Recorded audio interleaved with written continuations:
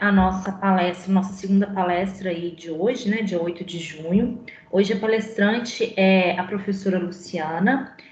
Seja muito bem-vinda, né? Agradecemos aqui em nome da Faculdade Pitágoras Betim a sua presença aqui nessa palestra com os alunos do curso Ciência da Computação. Seja bem-vinda. Oi, Rose. Boa noite, todo mundo. Eu que agradeço o convite, né, primeiramente. E eu acho que a gente vai ter uma grande palestra. O assunto é bem interessante. Com certeza, é um assunto bem interessante mesmo. Sou suspeita porque eu acho esse assunto bem importante aí, né? Com certeza.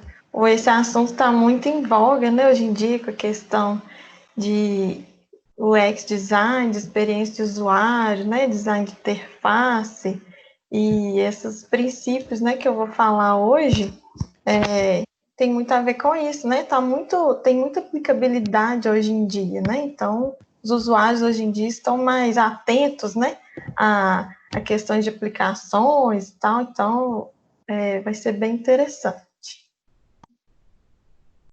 Com certeza. A hora que você quiser começar, fique à vontade, tá? Tá, Joia? Tá dando para me escutar direitinho? Sim, eu estou ouvindo bem. Todos estão ouvindo, pessoal? Sim. Sim, tá nítido. Sim, tá dando para escutar normal. Qualquer coisa, vocês me avisam. Ok. Compartilhei minha tela. Tá vendo aí, gente? Sim, dá para ver. Ok. Ótimo. Então, vou começar, né, falando o título dela, né, Princípios, Diretrizes de Usabilidade e Interfaces Gráficas. Vou me apresentar rapidinho. Eu sou formada em Ciência da Computação, sou mestre em Ciência da Informação, e há 9 anos eu atuo no ensino superior e também já trabalhei no ensino técnico, lá na UFV de Campos Florestal, que foi onde que eu comecei mesmo minha carreira de docente. Eu sou de Pará de Minas, eu dou aula aqui na Faculdade de Pará de Minas tem 9 anos, e na Universidade de Itaúna também, tem 6 anos. Minhas áreas de interesse comungam entre esses aí, a IHC, né, que é interação humano-computador, também abordando essa questão de UX e UI, né, de experiência de usuários, interface de usuário, engenharia de software e banco de dados. Essas são minhas áreas de interesse, que eu ministro aulas, né, nesses contextos aí, e que eu sempre estou estudando também, atualizando, né, fazendo curso. Eu vou começar explicando, né, todo esse conceito maior que a gente vai ver pela interação, porque sem a interação não faz sentido a gente estudar os princípios e diretrizes de usabilidade. Então, a interação, que é a ação maior, né, que a gente vai ter que entender esse processo aí. O que é essa interação, então? É a manipulação entre algo, né, ou uma ação entre algo.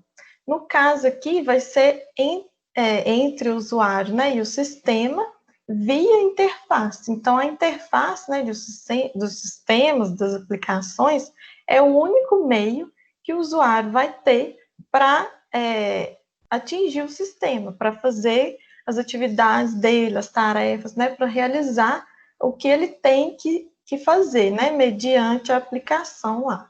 Então, a interface, ela vem atuar aqui como única forma de contato, né, desse usuário com o sistema, e por isso ela tem que ser muito bem projetada, né, muito bem desenhada, muito bem pensada, porque é através dela que o usuário vai atingir todos os objetivos dele. Né? Então, a interface, ela não tem espaço para ficar criando muito balão, né, para ficar explicando o que é, ela tem que ser autoexplicativa ou intuitiva. Então, o tempo gasto, né, para projetar essa interface tem que ser muito bem aproveitado, né, para que fique tudo muito bem claro para o usuário, né, enquanto ator, né, nesse processo de manipulação do sistema, né, que também não deixa, né, de ser um processo de comunicação, né, está se comunicando com o sistema para atingir os objetivos dele, né? Então, esse conceito de interação é bem importante para a gente entender o contexto de tudo que vem por aí, né? Da palestra. Nesse sentido, então, né, que é da interação, da interface do usuário do sistema, vem um conceito, outro conceito, que é a usabilidade, que o foco é totalmente no usuário. A usabilidade, então, ela vai preocupar com a experiência do usuário, ela quer que a experiência do usuário seja boa quando ele manipular a interface, né, quando ele fizer essa interação via sistema. Né? Ela está preocupada também se o usuário vai ficar satisfeito com a aplicação ou não, né? Se ele vai ficar irritado, se ele vai ficar estressado, se ele vai ficar frustrado ao mexer, né, no sistema, na aplicação, no aplicativo, né? Que tem muito disso, né? Às vezes a pessoa começa a mexer, desiste, não acha, né, um caminho de interação que faça sentido, fica perdido. E aí o sentimento é ruim, né?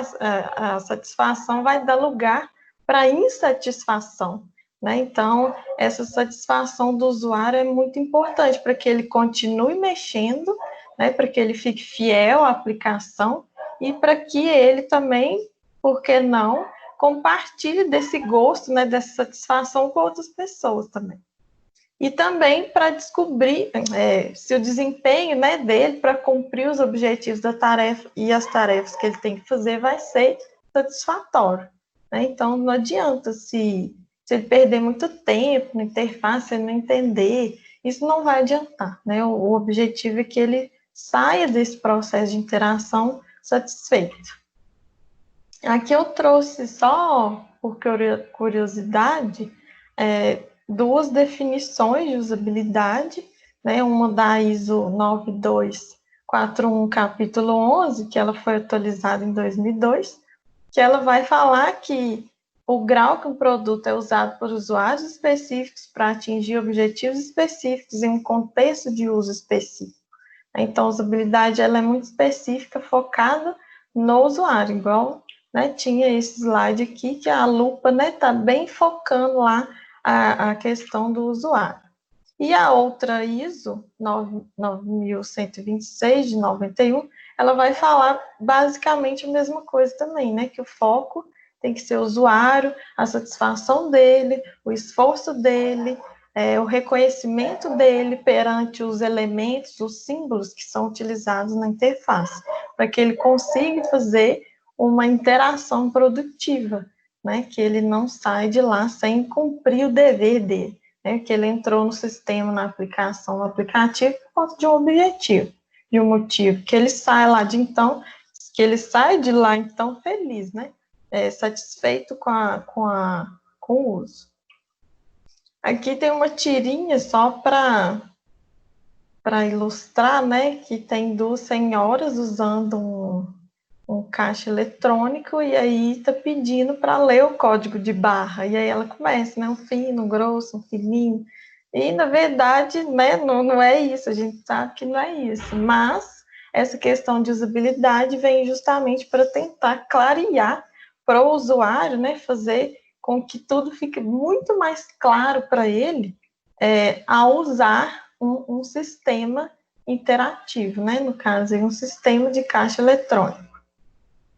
Né, que a gente tem sempre que pensar que o sistema não é feito para a gente, né? Porque a gente de TI, a gente fica um pouco viciado com as tipologias, né, que são usadas, os símbolos, e para a gente tudo muito normal. Claro, para toda área vai ter o que é muito normal para cada área, né? Então a gente pega usuários leigos e aí vai ter muitos problemas. Então a gente tem que pensar muito neles ao utilizar, né, as aplicações.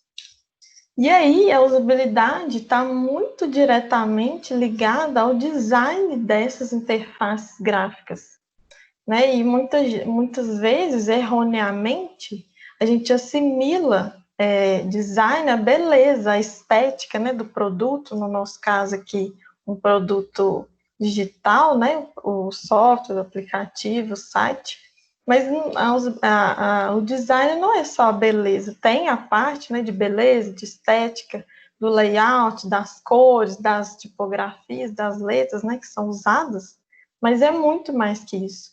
O design, ele pensa em projetar algo para que seja útil, né, para que seja funcional, e não apenas bonito, né? Nossa, que legal, pode encantar os olhos, mas se não for funcional, ele não pega, né? Não vai ter aplicabilidade no meio dos usuários.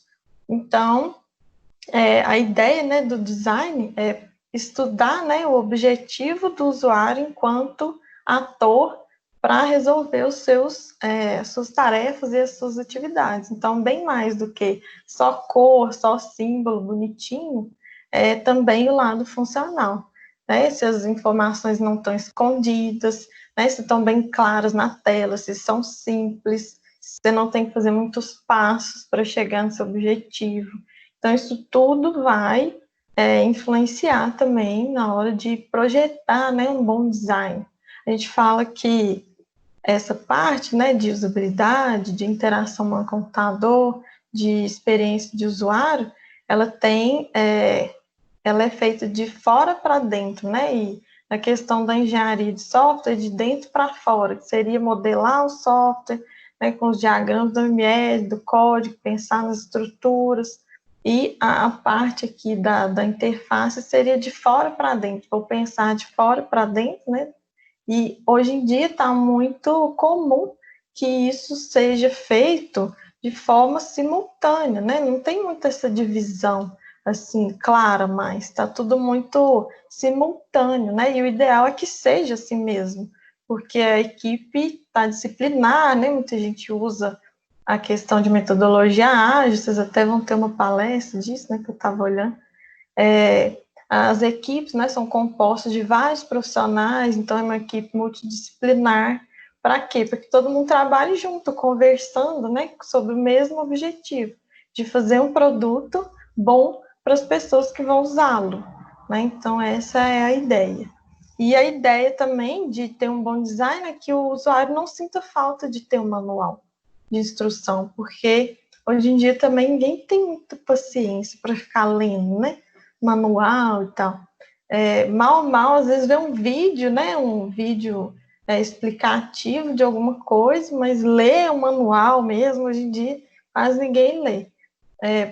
Tem alguns que tem, né? Ideal que tem, a gente vai ver mais para frente, mas que ele seja sucinto, que ele seja claro também, para não deixar o usuário cansado. Mas a ideia é que o sistema seja tão simples, tão eficiente e tão objetivo que o usuário não sinta falta desse manual. A ideia é essa, né? Na hora de projetar essas interfaces.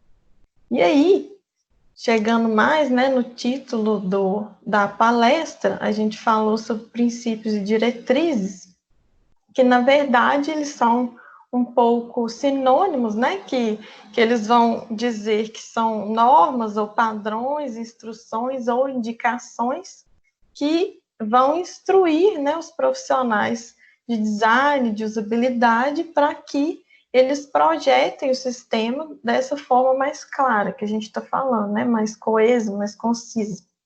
E aí tem um estudioso, um cientista da computação, ele é vivo ainda, muito ativo, inclusive, nessa área, o Jacob Nielsen, ele estabeleceu, então, 10 princípios, ou diretrizes, também conhecidas como heurísticas, que ajudam a projetar uma boa interface, pensando nessa ótima experiência de uso para o usuário, né, enquanto ator lá daquele processo que a gente viu lá atrás.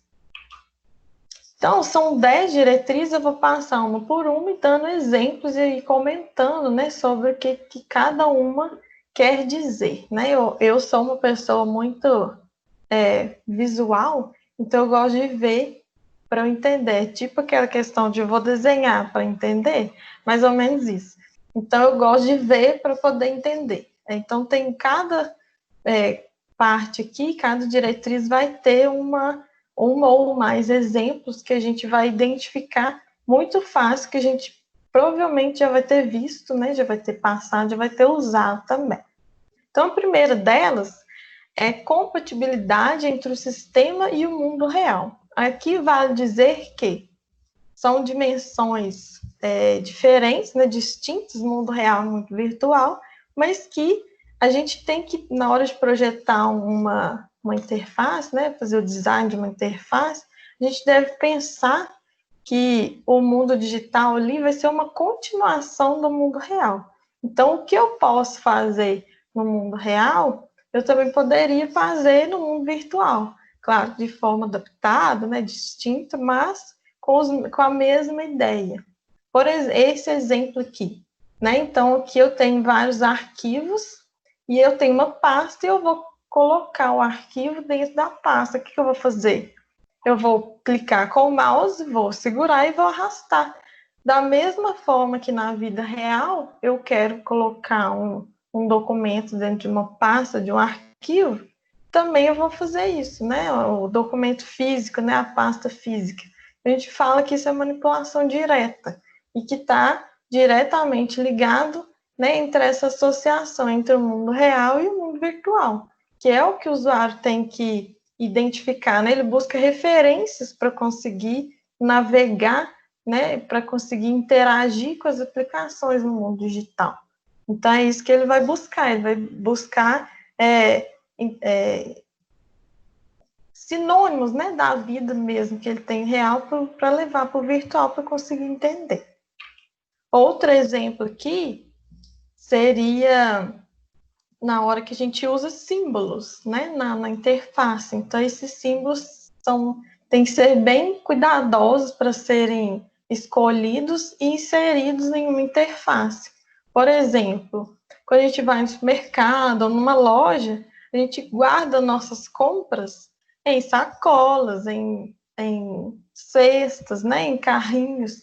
Então, no mundo virtual também vai ser assim, né, para dar essa analogia, né, para fazer essa similaridade entre os dois mundos, né, que são a continuação um do outro, no caso, né, o digital a continuação do real. Então, aqui eu dei print de alguns sites de e-commerce, né, então o Ponto Frio escolheu por usar o carrinho, né, de mercado. Americanas usa uma cesta, né, que tem também de mercado, né, que é a cestinha lá, e a Magalu usa uma sacola de compras. Então, todos, né, fazendo essa alusão ao mundo real, que é exatamente o que a gente usa para colocar. É colocar uma mala aqui vai fazer um sentido, muito sentido, porque a gente não usa mala para fazer compra, né? Usa mala para viajar, então não faria sentido. Então, é essa compatibilidade, né, entre esses dois mundos que o usuário deve perceber, para que ele consiga interagir de maneira satisfatória, certo? Outro exemplo aqui, quando eu chego numa loja, por exemplo, para comprar uma roupa, talvez, né? Como exemplo aqui. Primeiro eu vou olhar a arara, eu vou buscar as cores que eu gosto, o modelo que eu gosto, para a ocasião e tal. Por último, eu vou, às vezes, né, dar a minha referência, né? Falar meu nome, ou apresentar meus documentos, meu cartão, alguma coisa assim. Então, primeiro a gente busca produto, né, seleciona o produto e aí se identifica, né, se efetuar login aqui, seria o se identificar na vida real. E não o contrário, né, a gente não se identifica, passa cartão da gente, né, primeiro, a gente não dá todos os nossos dados pessoais quando a gente chega numa loja física, para depois buscar o produto, selecionar o produto, pagar, por exemplo. Então, isso aqui foi um estudo de caso mesmo que aconteceu na Amazon, que antes o usuário que ia comprar alguma coisa, né, buscar algum produto na Amazon, ele tinha que efetuar login primeiro. E eles perceberam que o movimento estava caindo, que estava tendo muita reclamação, e aí eles inverteram a ordem, que deve ser a ordem mesmo esperada, né? Primeiro você busca, depois você se identifica, né? Que aí você vai cadastrar, vai efetuar login e tal. Então, essa ordem também, como é no mundo real, né? No mundo físico, também eles passaram, né? Para que fosse no mundo virtual, né? Então, para que criasse também uma maior compatibilidade, né? para o usuário navegar. Então, né, a estrelinha aí está na letra A. A segunda diretriz ou princípio significa simplicidade nas tarefas. Mais é menos, né? Quanto mais simples for, mais intuitivo também para o usuário vai ser, né? Nas tarefas dele. Então, aqui no caso, um exemplo, né? Na hora de comprar um aparelho lá no e-commerce da Americanas, você pode clicar no botão comprar, ou você pode comprar com um clique. Comprar com um clique é simplificar a estrutura das tarefas. Então, para o usuário que talvez não queira fazer um cadastro mais elaborado, mais profundo, preencher um formulário, ele vai optar por essa opção aí. E, às vezes ele não tem ambição de ficar com um cadastro no site, na internet, ele pode optar por essa opção. Então, simplificou. Para quem quiser, tem essa opção também. Outra opção para essa diretriz, para esse princípio, seria reduzir a quantidade de passos, né? Garantindo a satisfação e eficiência do usuário, que seria um cadastro no Wix. E aí você pode ou registrar, né? E aí com certeza vai ter um formulário a ser preenchido, com vários campos, etc. Ou você pode continuar, quem tiver Facebook, né? Ou com o e-mail da Google também, que aí evita, né, um cadastro, às vezes mais uma senha para ser lembrada, né? E aí você começa a esquecer, ou, né, tem que anotar, alguma coisa assim.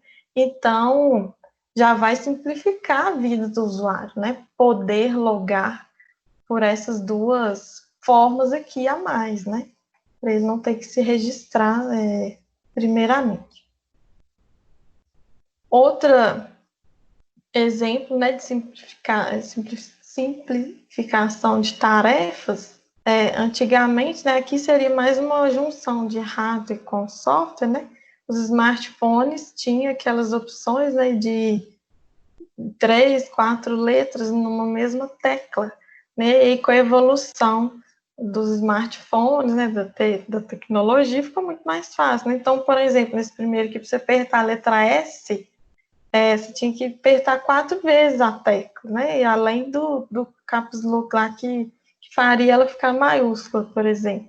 Esse aqui não, né? Só uma ou duas no máximo, se você quiser que ela fique maiúscula. Então, isso foi ficando simples, né? À medida do passar do tempo, com a evolução também, né? De tudo que abrange essa parte, do hardware, do software, né? Então, trazendo exemplos aí para vocês.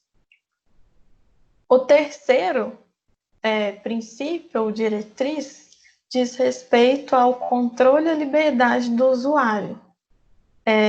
Quem nunca, né, mandou uma mensagem no WhatsApp e quis apagar logo em seguida? Mas não tinha isso, né? Isso é uma funcionalidade que tem pouco tempo, né? Então, isso quer dizer dar um certo controle para o usuário, ao cometer um erro, ele poder desfazer o seu erro.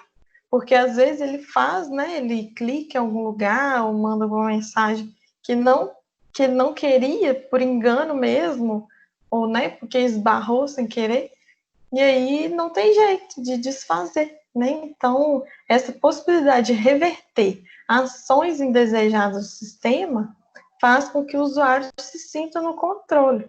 E ele se sentir no controle, ele vai ficar satisfeito, que é aquela questão da usabilidade.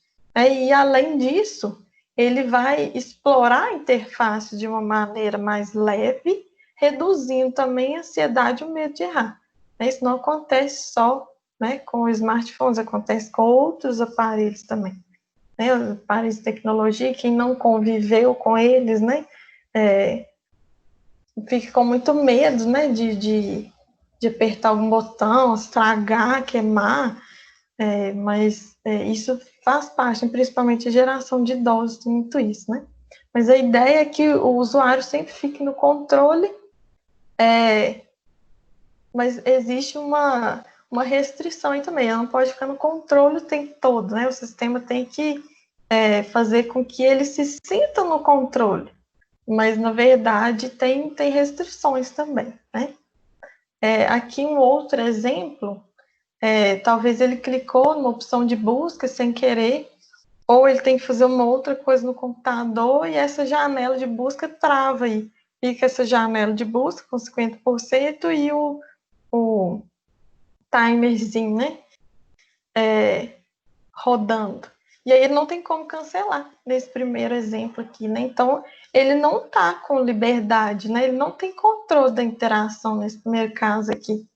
Então, ele vai ficar frustrado. Poxa, eu cliquei errado, não tem como agora eu cancelar, eu saí, não tem um botão, não tem nada. Então, essa possibilidade aqui, essa segunda opção, já torna ele com mais controle da interação, né? E com certeza ele ficaria mais satisfeito ao utilizar, sabendo que ele poderia cancelar ou desfazer a ação que ele clicou sem querer, por exemplo, né? Ou ele tem que sair, ou ele tem que fazer outra coisa no computador e está travando a interação dele, né? Então, muitas vezes ele precisa dessa saída de emergência e é essencial implementar essa saída de emergência para o usuário. Aqui um outro exemplo, ele está lá no assistente de consulta, né?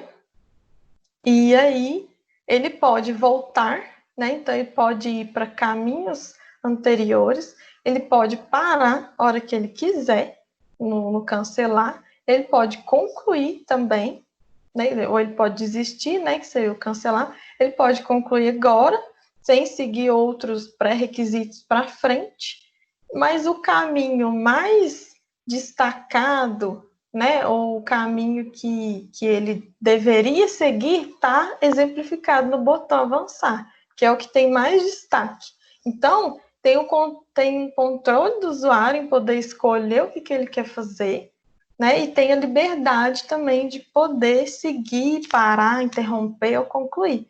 Mas o próprio sistema deixa claro para ele que ele deveria avançar, né, por meio desse botão aí mais destacado, né? Então, ele pode sair? Pode, mas é mais fácil se manter nesse caminho da interação aí, clicando aqui nesse botão avançar, né? Então, o sistema, ele dá a opção para o usuário, mas ele também induz o usuário a clicar, né, na questão de avançar aí. Outros exemplos, né, são os famosos botões de refazer ou desfazer, né, o Ctrl Z, no Gmail também, ou outros, né, eu peguei alguns exemplos, mas com certeza vocês já viram outros, né, a gente manda um e-mail, e aí tem a opção, aparece essa mensagem de confirmação logo abaixo da tela, com a possibilidade de desfazer, né, cancelar o envio desse e-mail. E isso também já salvou muita gente, né? Inclusive eu, no caso. Outro exemplo aqui, essa questão de controle de liberdade, vamos supor que o usuário clica sem querer no botão de formatação. Então, vai aparecer esse alerta aqui para o usuário, né? Todos os arquivos do disco rígido serão apagados permanentemente. Deseja continuar? Sim ou não? E muita gente, muitas vezes, a gente nem lê o que está escrito aqui, já vai direto clicando no botão, né? Nem lê direito. E aí vai ser apagado permanentemente, né? Então, uma opção, né, para tentar barrar erros que os usuários possam cometer por falta de leitura mesmo das mensagens que aparecem, seria essa outra forma de apresentar a opção de formatação, né? Então, seria a mesma mensagem, mas em vez de só desejo continuar, poderia ter, por exemplo, um campo que ele deveria digitar uma palavra, né? Nesse caso, a palavra secreta, e o botão formatar está desabilitado, e assim que ele digitar essa palavra aqui no campo, o botão seria habilitado, né, automaticamente pelo sistema. Aí, isso mostra que o usuário, apesar dele poder escolher se ele quer apagar o disco ou não, ele pode estar, o sistema está dando para ele uma freada, né, e falando assim, olha, você quer apagar mesmo? Então, você vai ter que fazer uma coisa aqui que não é muito habitual, não é só responder sim ou não. né? Para sua segurança de uso, né? Digita uma palavra aqui, aí vai ficar um pouco mais difícil para ele, né? Para ele cometer erros, um pouco mais difícil para evitar cometer erros, né? E não um pouco mais difícil para interagir com o sistema. Então, nesse caso aqui, seria mais em relação à segurança no uso para o usuário, né? Para ele não errar sem querer, né? O outro princípio e diretriz seria consistência e padronização. Muita gente pergunta, vou usar um símbolo aqui que eu estou pensando que deve ser legal, bonitinho, ou uma palavra, né? Vou mudar as palavras de botões, não. Né? Se há uma padronização, se há uma consistência, use-a. Igual, por exemplo, padronização de links. A padronização internacional da cor de link é azul. Então, assim, eu quero pôr rosa. Não coloque rosa em outros elementos da sua interface, mas não coloque no link, porque o link já é padronizado nessa cor, né? Então, os usuários já reconhecem o link nessa cor. Antes tinha um estudo, ele era roxo, e aí alguns, né, traziam a forma de link sendo roxa, e agora está consolidado há muito tempo que já é azul. Então, não é para mudar esse tipo de coisa, né? Porque o usuário já está habituado com isso, né? Essa consistência e padronização diz respeito a que o usuário não tem que ficar, na hora que ele está interagindo, interpretando. É isso mesmo que eu quero? Ou é isso que vai fazer? Se eu clicar aqui, o que será que vai acontecer? Não, tem que ser intuitivo para ele. Ele vai bater o olho e vai entender. Porque isso vai gerar eficiência nas ações para ele, né? O desempenho dele vai ser otimizado, vai ser melhorado. Então, é ideal que ele bata o olho e reconheça, né? Que ele reconheça essa padronização. Nesse caso aqui eu trouxe exemplo, tipo, vários botões, né, poderiam ser usados no sistema, mas olha a bagunça. Cada um significa a mesma coisa, mas cada hora aparece uma palavra. Não existe isso, né? Então, a ideia seria padronizar, escolher um e replicar para todo o sistema. Um que seja mais usado, né? Alterar, por exemplo. Ações e resultados das ações, os layouts dos diálogos, né, que aparecem, daquelas mensagenzinhas de confirmação ou de algum problema, e as visualizações de informação. Aqui tem a questão de usar mnemônica, né? Mnemônica é uma palavra que significa memória e que remete ao significado das coisas. Quando vocês, por exemplo, vão programar, criar alguma variável lá na programação, por exemplo, que soma dois valores, vocês vão provavelmente criar uma variável que chama soma, né? E não criar uma variável com nome aleatório, por exemplo, janela, né? Porque isso remete ao significado, né? Eu vou criar uma variável cujo nome vai me remeter à ação que ela vai, né, ter lá no sistema, vai receber um valor. Isso tem a ver com o significado. Então, a gente aprende também a criar esse tipo de coisa lá na programação. E na interface não é diferente, né? Na interface tem que ser muito mais explícito, porque muitas vezes o usuário é leigo, né? Então ele precisa associar as coisas. Um botão play, ele é play em qualquer dispositivo, ele é play no DVD, no vídeo do YouTube, né? No dispositivo lá de música que você escuta, né? Clicar play, ele é play em qualquer lugar.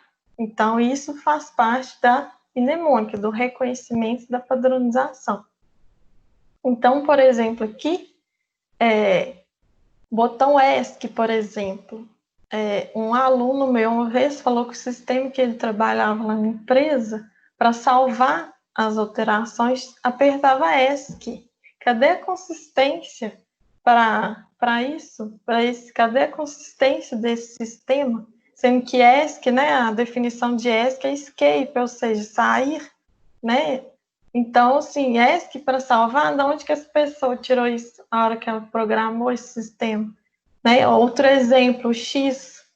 Né? O X é usado para fechar, para sair, né? A gente já está habituado com isso. Então, o X não deveria nunca ser usado, por exemplo, para confirmar ação em interfaces ou aplicações. Né? Então, isso se mantém a consistência na hora de fazer, de elaborar, né? De pensar no design da aplicação. Então, não é só, né? Vai ficando mais claro para a gente que não é só a questão da estética, do bonitinho, é questão também da funcionalidade. Né? Muito conceito por trás disso aí. Aqui, um outro princípio, né, e a diretriz, tem a ver com eficiência e flexibilidade de uso. O que é isso? Tem usuários leigos, né, de aplicações, e tem usuários experientes. Para os usuários experientes, muitas das vezes, eles utilizam atalhos, né, que é mais fácil, não tem que ficar, né, dependendo do mouse, vai com o teclado mesmo e tal. E também já usa muito, né, então fica habituado a usar atalhos. Aqui eu coloquei 3, mas tem infinidade, né, de qualquer, de sistema operacional e por aí vai, né, para salvar documentos, para imprimir, a gente sabe que existem vários atalhos. Então, aqui ele trouxe a questão de aceleradores, né, que são sinônimos de atalhos. Então, o uso desses aceleradores vai possibilitar para esses usuários experientes que eles ganhem tempo na interação, por exemplo, né, que não vão precisar manipular um mouse, por exemplo, para fazer uma ação que ele queira, né.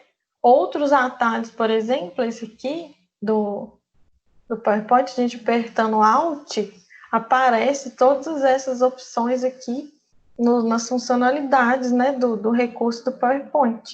Por que isso é importante? Tem gente que usa o teclado para fazer isso, e tem gente que usa também sistemas leitores de tela, que são pessoas com necessidades especiais, né? Geralmente pessoa com problema de visão, ou cegueira, ou baixa visão, que vão precisar usar esse sistema para ler tudo que está acontecendo na tela.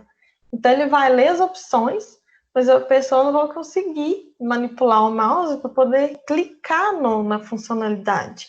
Então, ela consegue fazer isso pelo teclado, né? Pela combinação dessas letras aí, ou números, ela consegue fazer a manipulação correta, né? Então, pensando, né, em outro conceito também, que é a acessibilidade, que está atrelada à usabilidade, mas que daria uma outra palestra, né? A acessibilidade é adequar os recursos digitais para as pessoas que têm necessidades especiais, né? E aí tem acessibilidade digital, inclusão digital, mas, igual eu falei, é assunto para outra palestra, porque é um assunto muito extenso, muito denso e também muito interessante. Aqui, um outro exemplo, né, dessa questão de eficiência e flexibilidade de uso, uma opção que está tendo muito, né, nos aplicações hoje em dia é o salvamento automático. Né? A gente tem exemplo aqui, trouxe do Google Drive, né, que à medida que a gente vai editando, já vai salvando, e a gente pode fazer isso também com os recursos do Office, né, do Microsoft Office, que a gente pode configurar lá, por exemplo, salvar, né, informações a cada, por exemplo, 1 minuto. Isso vai ajudar o usuário, por quê? Para evitar que ele perca, né, algo que ele já fez, porque acabou a bateria do notebook, o notebook desligou né, abruptamente, ou acabou a energia, enfim, então vai impedir que ele perca seu trabalho, né? Isso é melhorar a eficiência do usuário. Né? Não vai ter que refazer tudo de novo se a aplicação fornecer para ele esse tipo de recurso, né? Algumas vezes também alguns navegadores usam essa tática também, tipo, se desligar o computador, ainda vai estar salvo esse tipo de coisa que a pessoa pesquisou. É verdade, é mesmo. O navegador também tem. Então, né, tem essa questão de salvamento automático para promover a eficiência do usuário, né? Se ele não quiser que salve, por exemplo, lá no Office, só não marca, né? Não configura isso aí. Outro exemplo de eficiência e flexibilidade de uso é a antecipação. O que seria essa antecipação? O usuário vai passar por aquela tela, por exemplo, e é obrigado ele marcar uma opção, inclusive ele é obrigado ele marcar esta opção, né, no caso do contrato de licença, porque senão não tem como instalar o software na máquina dele, né? Então, já vem marcada. Ele não vai precisar de pegar o mouse ou manipular o teclado para poder marcar aqui, ela já vem pré-selecionada. E isso garante a eficiência do usuário também. Ele já vai ver que está marcado, já vai logo para o botão, para passar para frente. Então, essas opções default, né, essa configuração já dos botões, né, dos checklists, já pré-selecionados, já ajuda bastante na eficiência, né, do usuário. Nesse caso aqui, tem uma telinha de exportação de PDF. Então, por exemplo, faço uma apresentação no PowerPoint, vou exportar ela para PDF. E aí, em configurações ou preferências, tem uma coisa assim, para a gente escolher. Aí eu quero todos os slides, né? Então, aqui já está marcado todos, porque geralmente eu vou exportar todos, né? De uma apresentação. Eu quero, em opções de nota, quantos slides por página, né? Então, ele já vem marcado algumas opções aqui para facilitar para o usuário. Então, o usuário já bate o olho, já está marcado, vai lá em OK. Ele não precisa de ler tudo lá para marcar. Então, isso aqui garante, né, eficiência e esse recurso chamado de antecipação, né? Ele antecipa a ação do usuário para ele, para promover eficiência para ele. E aí a gente tem outros exemplos também, né? Eu trouxe alguns para a gente poder verificar. Um outro exemplo seria, um outro princípio, né, o diretriz é o de reconhecimento em vez de memorização, que é a questão que a gente falou um pouquinho lá atrás, né, da padronização também e tal. E aqui tem a ver também com, igual, né, o símbolo do play, que eu dei o exemplo lá atrás, esse recurso a gente fala nos meios, né, digitais, a gente chama de affordance, que é você bater o olho e já saber o que aquele símbolo, aquele ícone, aquele simbologia vai fazer. Não precisa de você perguntar para ninguém, né? Inclusive até as crianças hoje em dia, um aninho já fica lá na tecla, assim, né, no play. Então, esse símbolo já é intuitivo, né? Não precisa de interpretações, né, além do que precisa ser feito, né? Já é intuitivo. Outras formas são ícones, né? Que os ícones vão chegando e a gente vai treinando o nosso cérebro, né? Para poder, à medida que a gente vai vendo esse símbolo, a gente vai pegando a ideia, né? Então não precisa também da gente ficar interpretando o que seria tal coisa.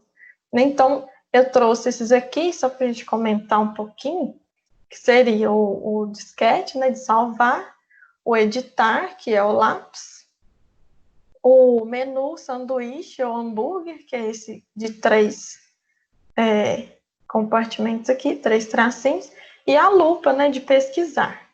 Então, esses ícones bem reconhecidos, bem conhecidos, né, e aí a gente já está memorizado, né, a gente já vê eles como sendo intuitivos.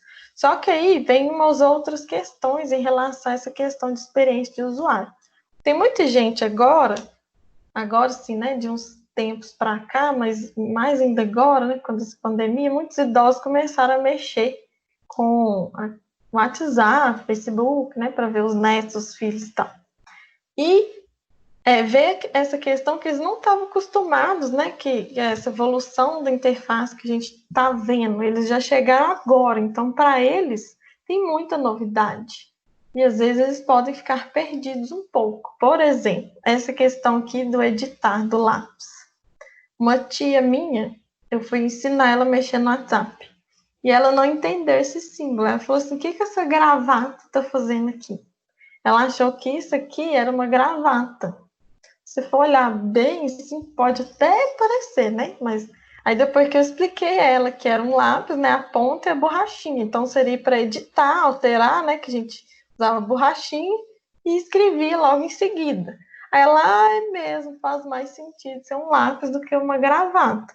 Pois é. Então, nessa questão, por que o símbolo, para alguns, já está bem consolidado, mas o que custa, por exemplo, vir com um texto explicando, um rótulo, né, explicando o que é aquele símbolo? Né? O que custa, por exemplo, colocar um botãozinho no símbolo, né, do lápisinho, editar, ou o disquetezinho, salvar, né, e por aí vai, né, os outros também, todos que a gente já sabe, o xizinho, cancelar, enfim. Então, isso aqui vai facilitar para o usuário que é amador ainda nessa questão digital, de tecnologia, certo? E aí vem uma outra questão também. Por exemplo, a questão do disquete. Tem quantos anos que o disquete caiu em desuso? Muitos, né? Me atrevo a dizer que é uns 10 ou mais. Então, muitos, talvez, de vocês mesmo nem usaram disquete. Eu usei. Mas, assim, o símbolo dele está tão consolidado que seria de salvar, que ele continua aí, né, nas interfaces gráficas dos aplicativos.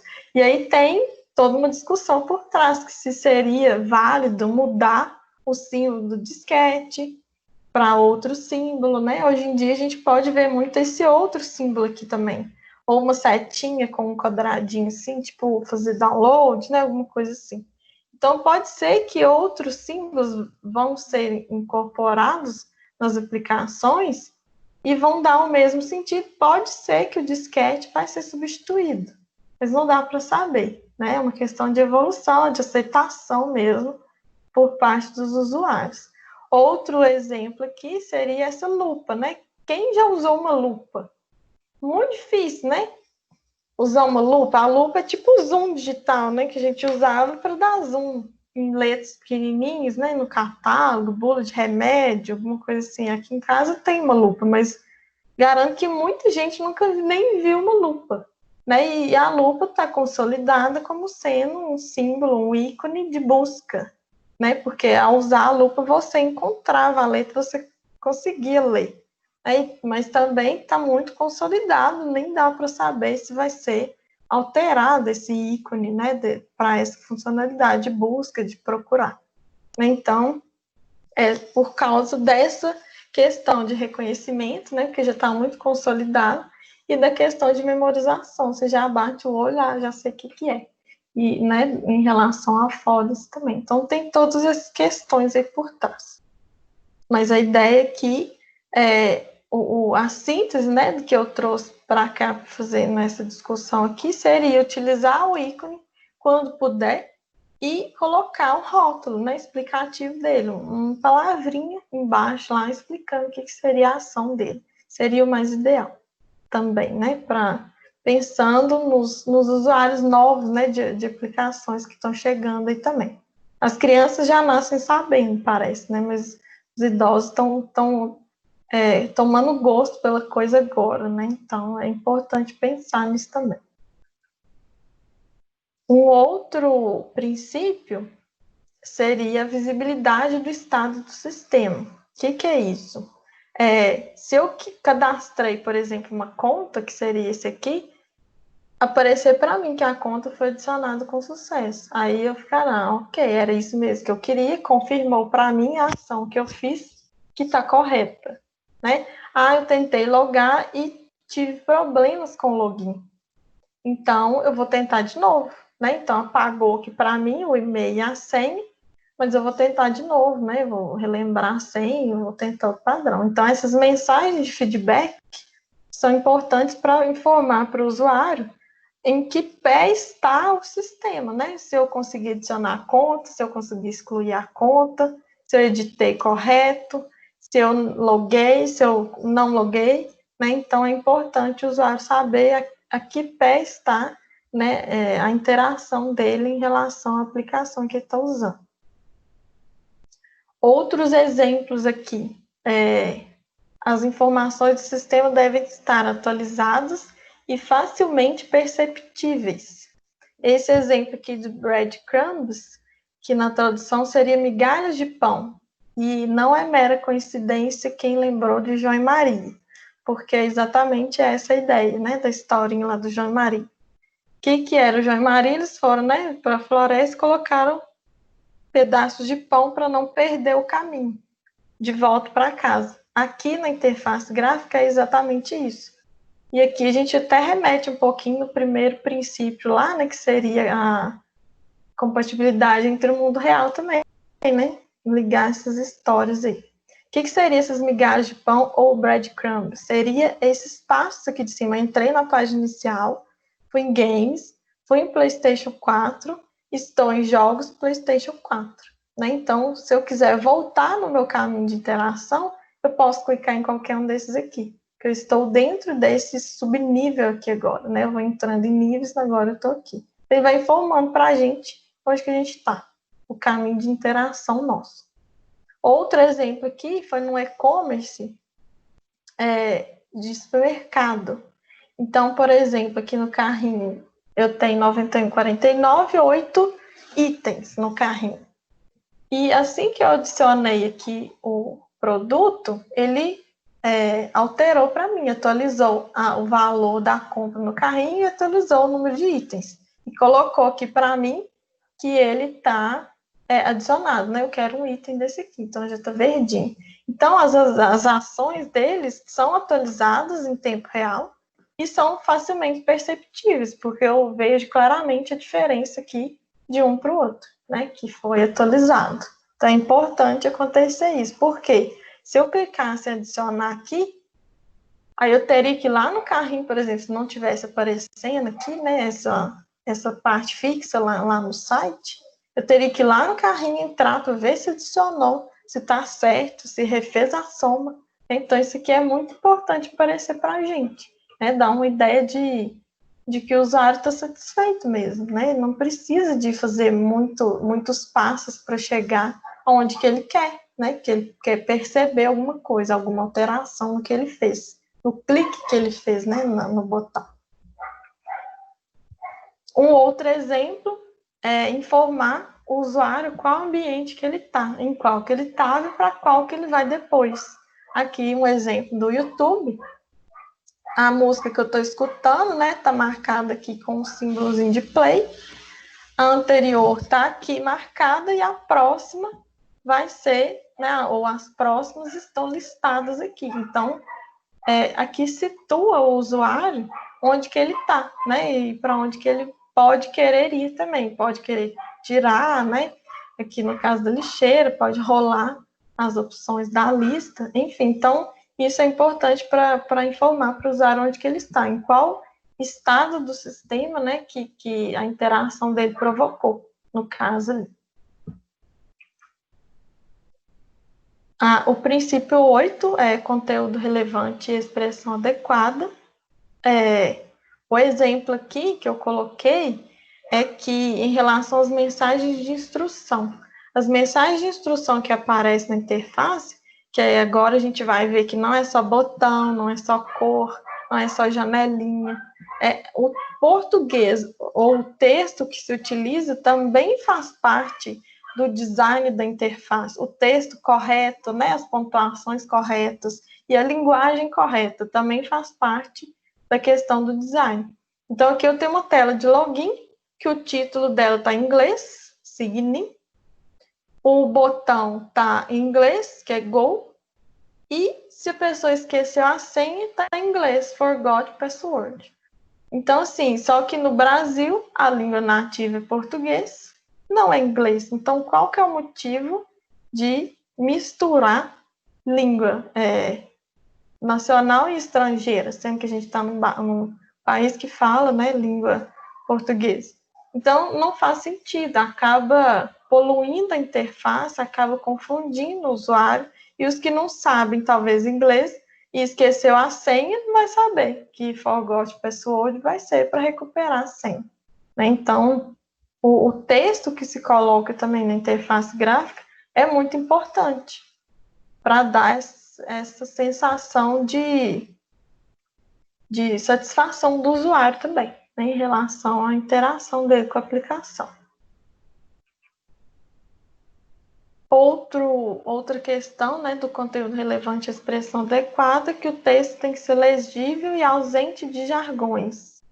O que seria jargões? São palavras específicas da área. Então, na nossa área, né, na área de TI, a gente tem muitas palavras, eu coloquei aqui algumas, né, cloud, API, nuvem, BIOS, nuvem, né, que é o exemplo que eu trouxe. Então, se você está lá numa interação em alguma aplicação, e aí tem uma pergunta lá, deseja salvar na nuvem? Quem é leigo, nunca ouviu falar isso, vai ficar assim, que nuvem, meu Deus, né? Então, poderia trocar deseja salvar no e colocar o nome da plataforma online, por exemplo, no Dropbox, ou no Google Drive, ou no OneDrive, né? Que aí a pessoa quer, tá, na plataforma online, eu posso escolher qual, né? Ou é essa só que deu opção de salvar, vai salvar na internet, né? A pessoa pode fazer uma analogia na própria cabeça dela, né? Mas salvar na nuvem, pode ser que tem gente que não vai entender isso, né? Então, esses jargões específicos estão na área de saúde, tem jargão, na área do direito tem jargão, né? Essas palavras que a gente fala no dia a dia para a gente é comum, mas para quem não é da área é muito diferente, né? E às vezes eles ficam meio perdidos. Então, talvez evitar colocar esses jargões na interface gráfica, né? Para facilitar mesmo a interação do usuário. Aqui eu coloquei uma outra tirinha, que é justamente essa questão da nuvem, né? E vem a mulher falando que não precisa de chamar ninguém para colocar os documentos dela na nuvem, que ela já sabia fazer. E aí outra pessoa perguntou se ela sabia, ela falou que sim. Aí ela foi lá na área de trabalho e arrastou meus documentos para a nuvem, né? Então, é isso que ela entendeu, né? Na interpretação dela, ela entendeu que era pegar o documento e arrastar para a nuvem. Que é um exemplo, né, do que os jargões fazem, né, quando eles não são bem explicados. Então, a culpa é dela? Não. Às vezes a culpa, né, nesse caso aqui, não tem nenhuma instrução, é só um exemplo, né, cômico, mas às vezes não fica bem explicado na interface, e aí acontece esse tipo de coisa, né, de ação do usuário. Outro exemplo aqui, em relação ao conteúdo relevante, ao utilizar cores também, é importante haver informações secundárias. Igual lá no ícone, né, no símbolo do editar, do salvar, que é importante haver rótulos, né, que seriam as informações secundárias, que a primária é o ícone, o símbolo. Aqui também é importante ter essa informação secundária, não só da cor, mas também do símbolo ou do texto usado junto, né? Então, a gente sempre associa o verde com ações positivas, né? Ou ações remetendo a ações positivas, tipo salvar, tá correto, confirmar. E o vermelho a gente associa, né? A gente remete a ações negativas, ou de saída, né? Cancelar, excluir, sair, né? Geralmente a gente faz isso. Então, só que quem não enxerga, né, essas cores, tem dificuldade de enxergar, que é o caso dos daltônicos. Tem vários tipos de daltonismo, né, mas tem um que não enxerga verde e vermelho. Na verdade, eles enxergam um tom de amarelo. Então, aqui, ele veria, né, com o vermelho um amarelo mais escuro e aqui o setinho um amarelo mais claro. Um amarelo mais claro. E aí, para eles, não faria sentido ser verde ou vermelho, tanto faz. Eles estão percebendo o ícone, né? Ou o símbolo que está sendo usado. Então, só a cor, no caso, não faria sentido para eles, porque para eles ia estar praticamente igual. Né? E a gente usa essas cores como forma de contraste, né? Que elas são complementares, elas são opostas umas às outras lá no círculo cromático. E aí a gente usa ela para ações opostas mesmo. Se uma é confirmar, a outra é cancelar. Se uma é entrar, a outra é sair. Né? Então a gente tem meio esse padrão mesmo na questão de design de interface. o penúltimo princípio, né, ou diretriz, seria projeto para erros. Então, a gente viu aí atrás, né, como evitar que o usuário cometa erros, né, associando rótulo com símbolo, cor com símbolo, texto, e a gente vai ver aqui mais especificamente alguns também, porque melhor do que recuperar de erros, né, fazer com que o usuário se recupere de erros, é melhor prevenir esses erros para que ele não os cometa, né, no caso. Então, a gente chama que quando o usuário comete um erro, a gente chama de ruptura ou breakdown, que seriam pausas ou paradas na interação. Ele está lá interagindo e aí encontra alguma parte lá que ele dá uma pausa ou dá uma parada, encontra um problema, comete um erro, ou não sabe qual que é a próxima ação que ele tem que fazer. Então, a gente fala que isso é uma ruptura, né, na interação dele com o sistema. Dá uma pausa lá. E aí, quando acontece algum erro, o usuário deve reconhecer, deve ser capaz de diagnosticar e, com a ajuda da própria interface que foi planejado para isso, recuperar desses erros. Então, a gente vai ver alguns exemplos aqui. Aí, para prevenir, ou seja, não aconteceu o erro ainda, eu só vou ajudar ele, instruir ele para não cometer erro, para não cometer ruptura. E a gente tem uma prevenção que chama prevenção passiva, que é só informação na tela. Eu vou escrever ou vou fazer algum formato, dar algum exemplo de formato ou dica para que ele não cometa erro. Então, nesse primeiro exemplo aqui, na data de nascimento, eu estou falando com ele que o nascimento tem que ser digitado, né, dessa forma aqui. 2 dígitos para o dia, 2 para o mês e 4 para ano. O CEP seriam 5 dígitos para a esquerda, um traço, 3 para a direita. Né? E o complemento seria, aí, para os exemplos, apartamento, fundos, casa 2. Então, são informações na tela, para que ele não cometa erros, né? Digite errado e dê algum erro. E aqui nessa outra seria os campos com asterisco, que é os obrigatórios. A gente vê muito, né, já. Avisando que é um campo obrigatório. Esse outro aqui, a gente fala de prevenção ativa. Por quê? Porque há uma intervenção na interface implementada no sistema ou na aplicação que foi feita. Então, nesse caso aqui da passiva, só foi informado, tem algum texto, alguma dica, né, informando alguma coisa para ele lá. Aqui, na prevenção ativa, já tem uma intervenção na tela. Por exemplo, nesse caso aqui, o botão está desabilitado. Então, tem uma intervenção de quem planejou a interface para que o usuário não cometa algum erro.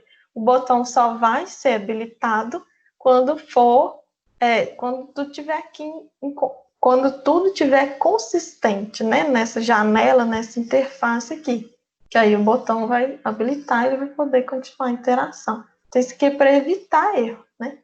Esse outro aqui, do site da TAM, é um calendáriozinho, né, para colocar a data. Ele dá a opção, né, de um calendáriozinho e abre esse calendário para você escolher a data. Né? Aí você não tem que ficar digitando, né, o dia, o mês e o ano. E tem essas aplicações até deixa, essa aqui até deixa você digitar, mas tem umas que não, tem umas que forçam você a escolher do calendário. Enquanto você não escolhe aqui, não aparece nada aqui no campo. Então, também é uma maneira de evitar que o usuário cometa erro, coloque o ano só com 2 dígitos, por exemplo, né? Forçar ele a colocar lá via calendário, né? Via esse recurso aqui que se abre. Uma outra prevenção seria a prevenção apoiada ou alerta, que são essas mensagens que aparecem quando a gente vai fechar um arquivo sem salvar, ou quando a gente vai formatar alguma coisa, ou quando a gente clica para excluir sem querer. Né? Então, essa prevenção apoiada seria a última tentativa, né, do que foi implementado para o usuário não cometer erro. Só, estou te avisando que é a última vez, apareceu um alerta aqui para você. Você vai fazer isso mesmo, sem querer? né? Aí você vai cometer um erro. Então, esse seria, tipo, a última oportunidade do usuário de não cometer erro, né? Não cometer ruptura, por exemplo, com a interação. Mas às vezes ele não quer salvar mesmo, né? Então aí ele não vai cometer, porque ele não quer. Então vai depender do que o usuário vai querer fazer. Então, essa prevenção apoiada a gente chama de alerta, certo? Que é essas janelinhas que aparecem para confirmar ações, né? E depois tem uma outra que é a recuperação apoiada. A recuperação é porque o usuário já cometeu erro, né? Já houve a ruptura da interação.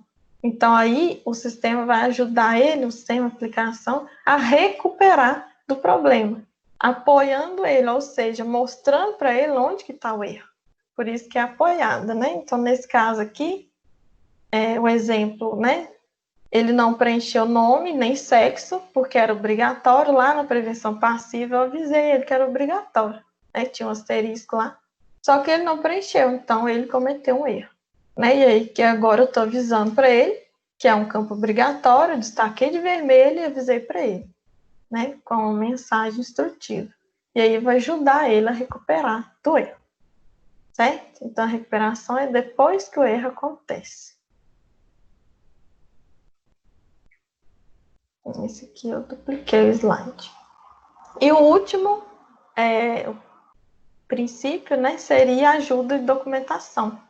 Então, a gente falou lá no início que esses princípios, quando bem executados, fazem com que a interface do sistema seja intuitiva e o usuário não precise acessar o manual de instrução. Mas, muitas das vezes, ele existe e é utilizado, né? Então, nesse caso que eu coloquei um manual do smartphone, que pode ser baixado num site, por exemplo.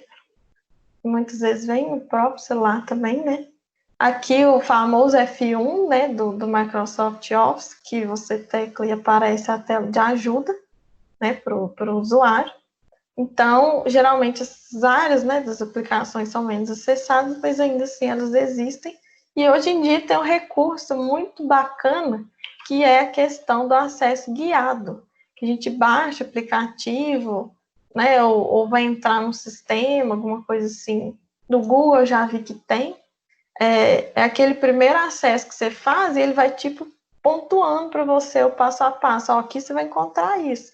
Lá embaixo tem o menu, lá em cima tem tal funcionalidade. Só que essas apresentações guiadas, elas têm que ser com um pequeno número de passos para não ficar muito extenso e tem que dar a opção também para o usuário passar por ela. Ele pode não querer ver essa apresentação com acesso guiado, por exemplo, né? Então tem a opção de pular ali, que a gente está vendo, ou tem a opção dele passar, né, por essa explicação, mas com os passos bem definidos, né? Então a gente está vendo que são 6 passos, né? E nesses 6 passos, bem concisos, a aplicação, né, a apresentação vai informar para ele como que ele vai interagir lá de forma relevante, né, eficiente lá com a interface. Aí acabou, né, os princípios e diretrizes, só fazendo uma consideração aqui. Então, quando a gente for, né, projetar um sistema, uma interface gráfica, alguma coisa, uma aplicação, o uso, né, dessas heurísticas, desses princípios ou designs, de uma, né, ou várias delas, às vezes, determinada princípio não vai se aplicar ao contexto do seu sistema ou do seu aplicativo que está sendo feito, né? Então, aquelas que você considere que pode ser incorporada, use, né? Porque é extremamente relevante para o usuário, porque ele quer ter uma experiência de uso satisfatória. E quanto mais ele ficar confiante e satisfeito, melhor vai ter a interação dele, mais rápido ele vai cumprir o objetivo dele de atingir, né, as tarefas e as atividades que ele precisa fazer, e vai ficar satisfeito, né, e vai continuar usando, né, então ele vai ser fiel àquela aplicação lá. Quantas vezes a gente não baixou o aplicativo, usou uma, 2 vezes e desinstalou, que era ruim, né, tipo, tinha pouca usabilidade ou quase nenhuma usabilidade, né, e por outros motivos também. Aqui são as referências que eu usei. E aqui meu contato, quem quiser conversar comigo, meu e-mail está aí. E eu também tenho o link dessa palestra que eu transformei em PDF, coloquei no Google Drive, mas aqui está desabilitado, né? Parece. Depois eu passo para a Rosilene, ela passa para vocês, se for o caso.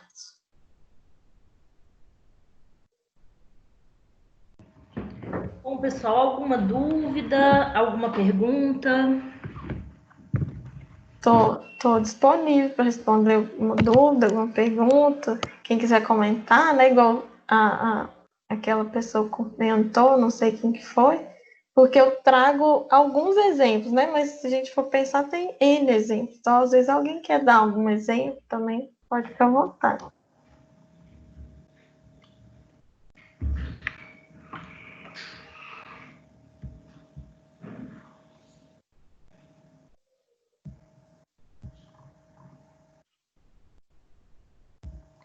Bom, quando não tem dúvida nem pergunta, né, Luciana? É porque a palestra foi muito boa, foi muito bem explicada, né?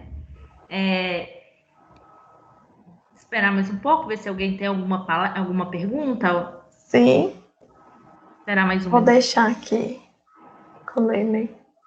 Na questão dessa questão da interação com hoje em dia tá tendo muito assim, igual na empresa que eu trabalho, tem muitas pessoas com deficiência física.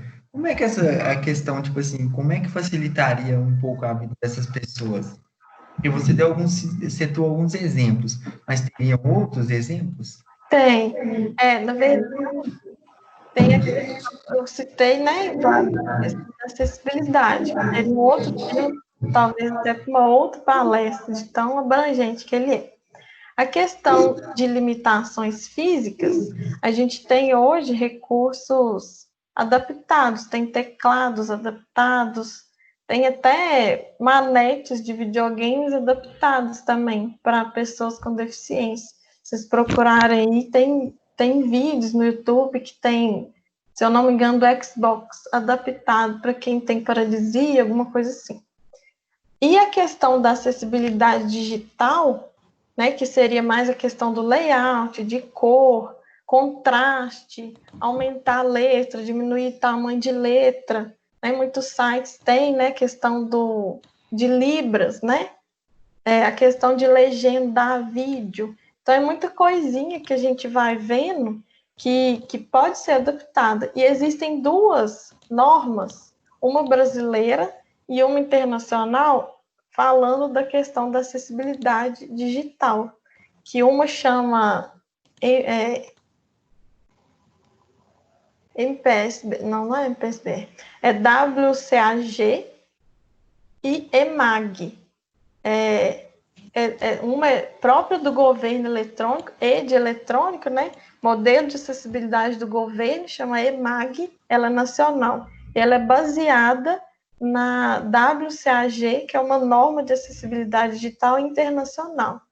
E aí vocês podem procurar aí também, vocês vão achar. Aí tem questão falando de tag do HTML, como que deve ser usada, a questão de legenda em imagem, porque o sistema leitor de tela vai ler uma tag específica com o nome da imagem, e, por exemplo, se tiver, por exemplo, imagem 001, não vai fazer sentido nenhum para a pessoa que tem deficiência visual e que vai escutar isso, né, na hora que o sistema leitor de tela lê. Então, por exemplo, se a imagem for de um cachorro debaixo do banco, coloca lá, cachorro debaixo do banco da praça, que aí o sistema leitor de tela vai ler o nome dessa imagem e vai falar para ela. Então, assim, tem várias questões de cores também para ser incluída, né,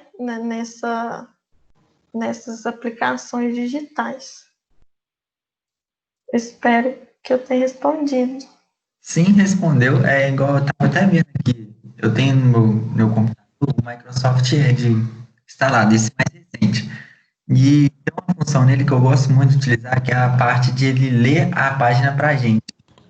E parece que, tipo assim, é muito intuitivo na questão de ler a página. E a questão também, tipo assim, de como é que a interação hoje parece ser tão fluente, a questão da voz falando com você, parece ser uma pessoa mesmo hoje em dia conversando. Gosto muito dessa interação, de conseguir ler a tela, independentemente do que está escrito, entendeu? Uhum. Bacana. Eu não uso Ed, não, mas bom saber. Obrigado, muito boa palestra. Obrigada. Olha, eu tenho uma pergunta. Você acha que não iria atrapalhar, por exemplo, as pessoas que, vamos falar assim, trabalham com a formatação? Ela não deveria, tipo assim, igual você falou naquela parte, que iria ser meio que uma segurança para o usuário.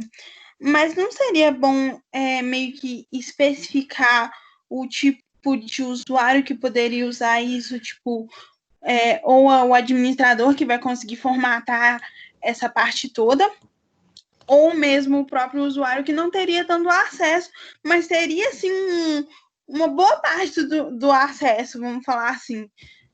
Como você acha que essa divisão seria feita? Mais ou menos isso. Eu acho Entendi.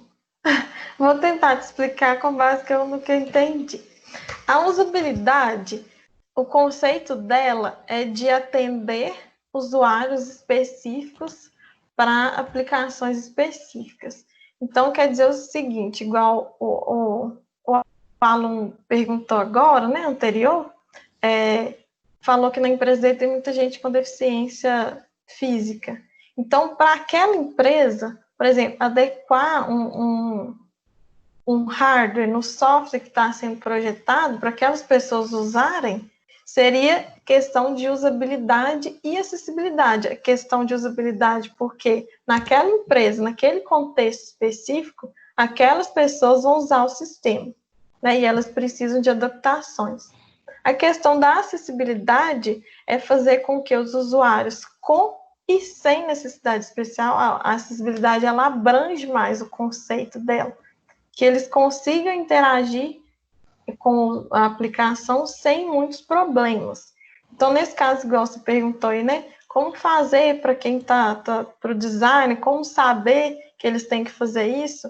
Eu acredito que é avaliar caso a caso os contextos que vão exigir, né, tal particularidade para poder definir o que seria aplicado ou não. Eu acredito que seria mais nesse sentido aí, avaliar cada caso a caso, porque a literatura, né, nesse caso, o conteúdo, ele permite, né, que seja adotado quando for viável, né, e quais forem viáveis para aquela determinada situação. Então, nesse caso, eu acredito que seria mais avaliar individualmente mesmo, caso a caso, para poder adequar. Muito obrigada. E você fez uma ótima palestra. Obrigada.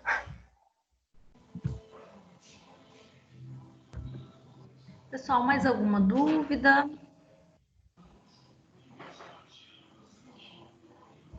Dúvida não, Rose, mas só um comentário. Parabéns, viu, Luciana? Ótima palestra, muito bem explicada.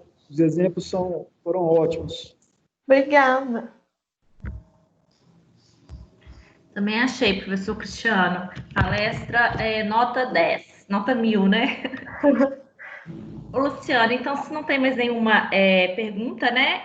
Eu vou encerrando. Primeiramente, antes aqui de encerrar, eu gostaria de agradecer, né, a sua disponibilidade para poder estar passando mais conhecimento aqui para os alunos, né, do curso de Ciência da Computação. Agradeço, né, em nome da Faculdade Pitágoras, a sua disponibilidade. Espero que você tenha gostado aí, né, da palestra. Nós aqui gostamos muito da sua palestra, como o professor Cristiano comentou, né, ela foi muito bem explicada. Então, resumindo, né, muito obrigada aí pela sua disponibilidade e de estar passando esse conhecimento tão essencial hoje em dia, né, que é falar aí sobre a interação, a interface, a usabilidade. Obrigada, Rose. Eu agradeço, né, o convite que você me fez. Para falar bem a verdade, foi a primeira palestra que eu faço.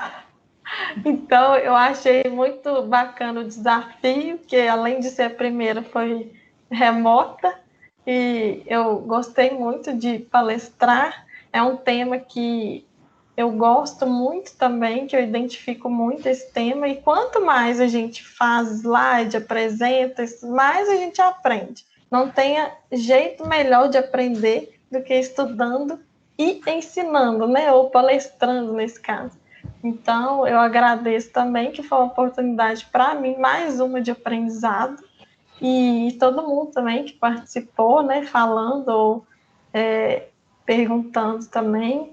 Eu agradeço muito também, meu contato ficou aí, né, e qualquer coisa também, eu estou disponível via e-mail, né, para quem quiser a palestra também, depois eu vejo como que eu compartilho com vocês o arquivo. Pode estar passando para mim, depois eu repasso, né, nas turmas que eu leciono, caso alguém tenha interesse, né, vou estar repassando também o link, já que essa palestra está sendo gravada, né, para que os alunos que queiram assistir aí novamente. Foi uma palestra com muita informação relevante para a nossa área. Não sabia que era a primeira palestra, pode fazer mais, né? Essa palestra foi muito enriquecedora em conhecimento, mas como se diz, né, professor, tem muita experiência em sala de aula, né? A gente consegue se comunicar aí de uma forma fácil e bem didática. Então, você realmente está de parabéns, muito obrigada. No mais, agradeço todos os demais palestrantes não, alunos, né? Que estão assistindo aí a palestra. E no mais, uma boa noite a todos. Boa noite também. Obrigada e boa noite. Obrigado, boa noite. Obrigado, boa noite. Obrigado, boa noite. Bye.